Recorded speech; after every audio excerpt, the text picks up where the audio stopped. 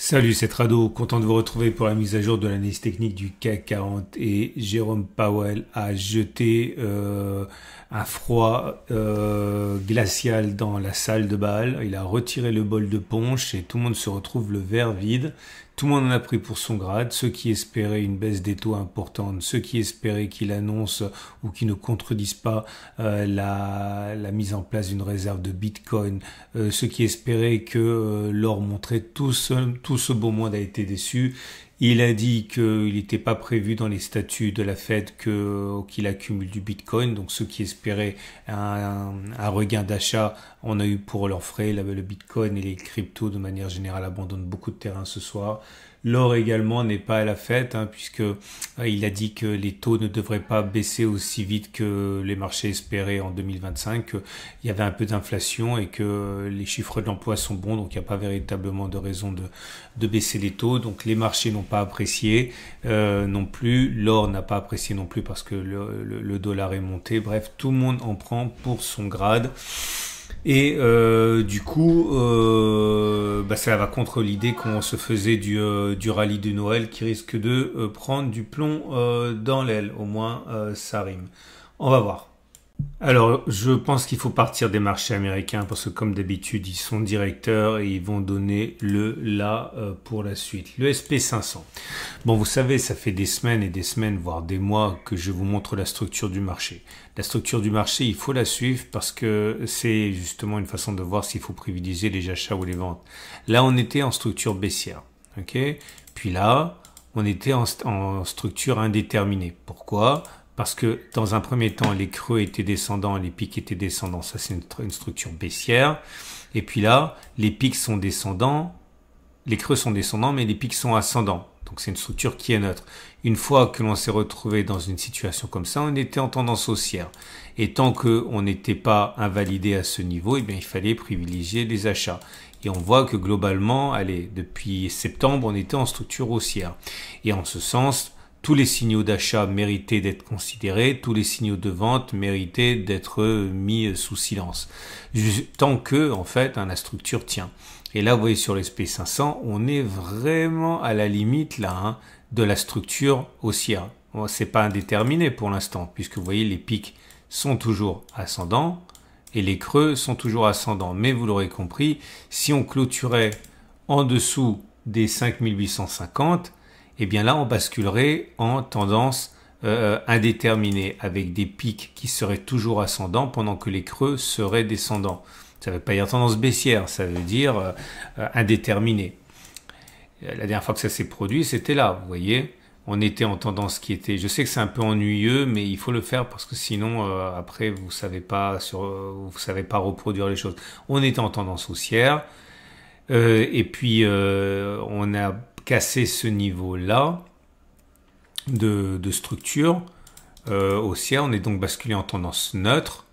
Okay. Et une fois qu'on avait clôturé ici, on était en tendance baissière avec des pics et des creux qui étaient descendants. Et c'est pour ça qu'à partir de là, on pouvait s'attendre au pire et on a perdu, entre ce moment-là et les plus bas, on a perdu 4,6%. Okay. Donc on est dans cette configuration-là avec le SP500, l'indice peut-être le plus important du monde, avec un espoir que l'on rebondisse et que l'on ne mette pas à exécution les menaces de tendance neutre et qu'on reste en tendance haussière. Donc pour l'instant, on va dire froidement, c'est une opportunité d'achat avec un stop de protection pas trop cher puisqu'on est près du stop de protection qui serait en cas de clôture. Donc ça, c'est pour le SP500. Quand on regarde le Nasdaq, malheureusement, c'est une autre musique parce que c'est la même chose. On était en tendance qui était haussière, en structure haussière. Depuis quand ? Depuis qu'on a clôturé au-dessus de ce niveau-là. On était avec des pics ascendants, des creux ascendants. Ça a duré depuis septembre. Et on a pu gagner sur cette impulsion haussière jusqu'à 12%. Sauf que là, c'est différent puisqu'on a clôturé en dessous des précédents supports. Autrement dit, ça y est, c'est fait. La structure, elle est indéterminée. On a des pics qui sont ascendants, mais des creux qui sont descendants. Donc, soit c'est un faux signal baissier, on repart et on recommence à inscrire des pics ascendants et des creux ascendants, soit on valide la tendance baissière et on se retrouverait avec des pics descendants et des creux descendants. Et là, c'est malheureusement ce qui s'est produit ici. Vous voyez derrière, il y a eu une sanction assez importante, puisqu'à partir du moment où les creux et les pics étaient descendants, on a perdu voilà, 8%, quoi. C'était en août.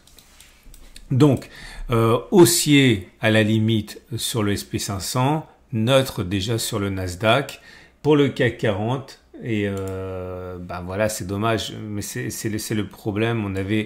On commençait tout juste à espérer, je sais, je me répète, mais c'est important, j'en suis vraiment désolé, mais ça sert à rien que je parle pour rien dire, ça c'est important ce qui se passe, hein.